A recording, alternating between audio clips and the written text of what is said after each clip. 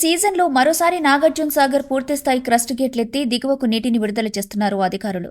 26 గేట్ల ద్వారా 2,28,416 క్యూసెక్కుల నీటిని దిగువకు విడుదల చేస్తున్నారు.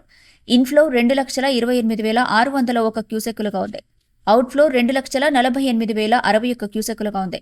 పూర్తిస్థాయి నీటి మట్టం 590 అడుగులకు గాను ప్రస్తుత నీటి మట్టం 589.20గా ఉంది.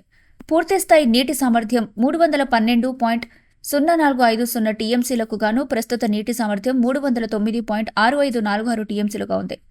జల విద్యుత్ కేంద్రంలో విద్యుత్ ఉత్పత్తి కొనసాగుతుంది.